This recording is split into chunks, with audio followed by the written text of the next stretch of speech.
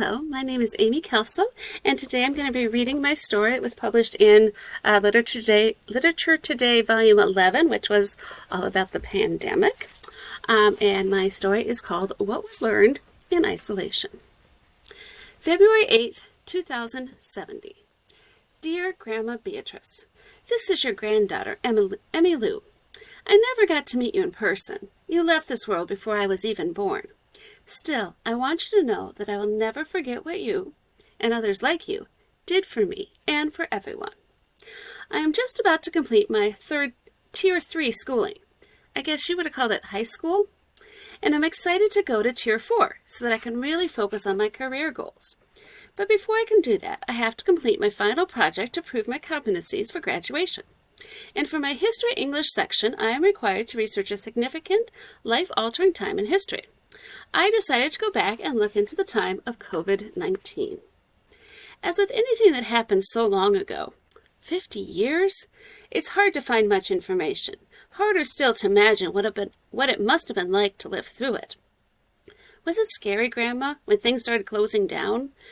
When it seemed that the life you had known would change forever? Well, I'm here to tell you that it did change, but in so many wonderful ways, thanks to people like you, who didn't let fear overtake them. My research tells me that there was a lot of fear during this time, and a lot of disagreements. But of course, that's a sterile description. It doesn't help me to really understand what you felt like, living in uncertainty. I can only imagine how it must have felt the day you and Grandpa had to close the greenhouse to customers for an unknown period of time. Would the lockdown last a month, 2, all summer, or even longer? And when things were finally lifted, when people were able to go out in public once again, what would have become of the place you'd worked for years to build and keep running, despite the ever-growing trend towards shopping at the big Universal stores that were so popular at the time? You didn't know then that once the quarantine was lifted, people would go out of their way to shop the small mom-and-pop shops to help them stay in business.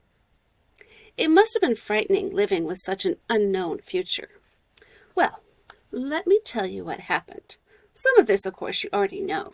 But as for the rest, the first thing that the pandemic did was give people time to think. While some doctors and nurses and grocery store employees were working around the clock to keep things going, many suddenly found themselves at home with nothing to do. Or I should say, with nothing they felt they had to do. Instead, they could decide what they wanted to do. They suddenly had a chance to decide what really mattered to them.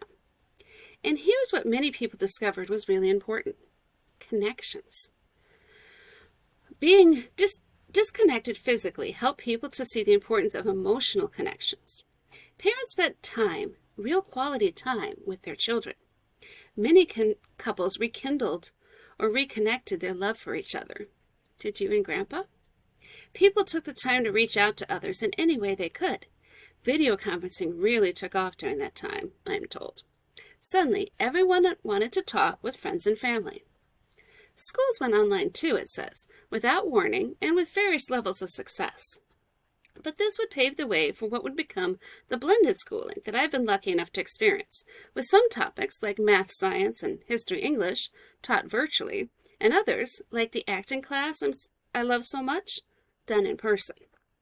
I love virtual learning because it allows me to move at my own pace and go into depth into the topics that really interest me, as I'm doing right now with this research paper. But I also love hanging out with my friends, learning about the various aspects of acting. This is not what really changed the world, though. What really changed the world was when the people decided to take back control of the government.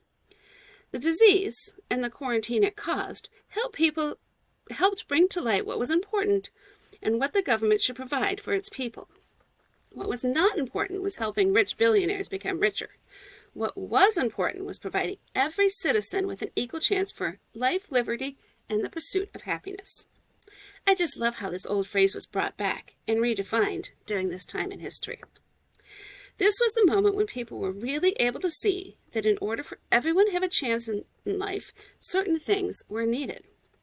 A guaranteed base income for everyone, so no one had to fear being without the basic necessities, such as food and shelter. equal access to quality education from ages 2 through 22, 2 to 22 we call it. Internet for all, so children could get that education, adults could work remotely, and everyone had equal access to information. Healthcare for all. That access to healthcare for all was a huge turning point in everything. In my research, it says that before this time, healthcare was broken up into 2 separate categories, physical health and mental health. I have to tell you, Grandma, I'm trying to wrap my head around that concept, but it just doesn't make sense to me. As everyone knows, our physical and mental health are so tied together that anything you're struggling with emotionally will show up as a physical symptom. I just can't see how doctors could treat one aspect without considering the other. But they must have. Because one source I looked at says the entire healthcare industry changed once they started to consider how mental and physical health interacted. History of America, 485. I could have told them that.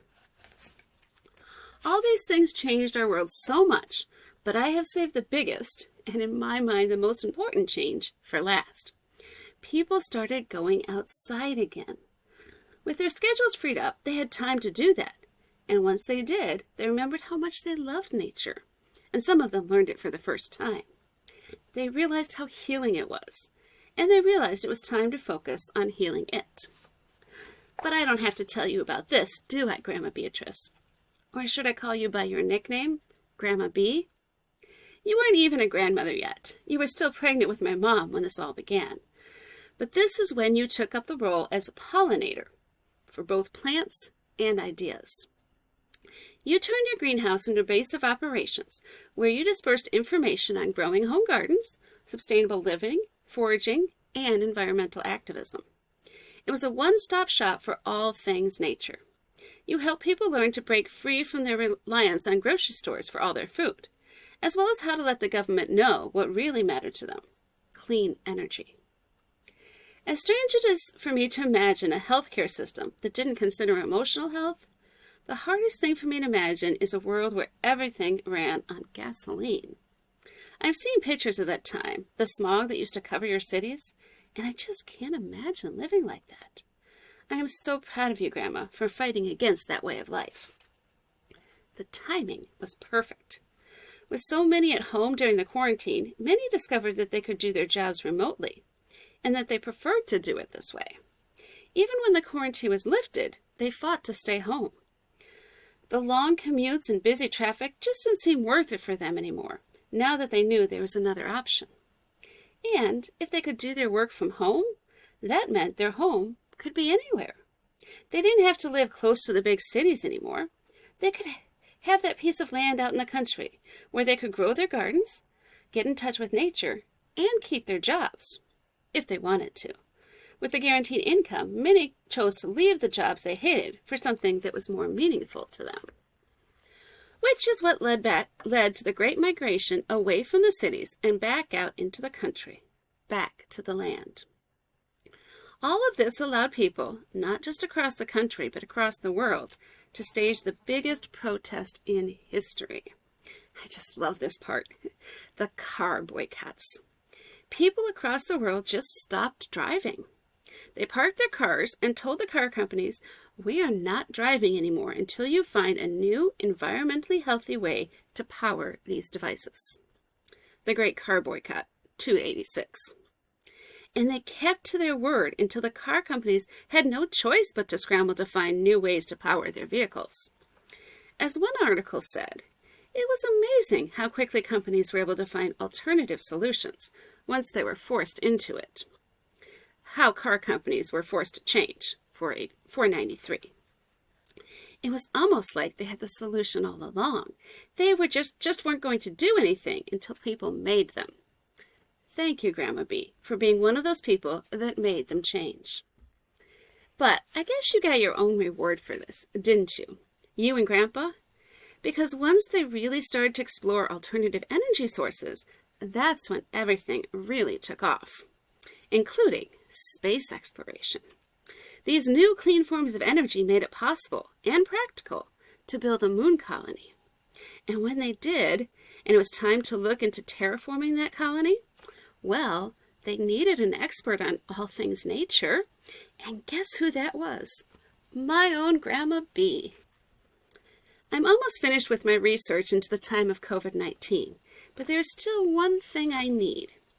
My teacher wants me to include a primary source, to hear from someone who actually lived through the experience, and I can't think of anyone better to hear from.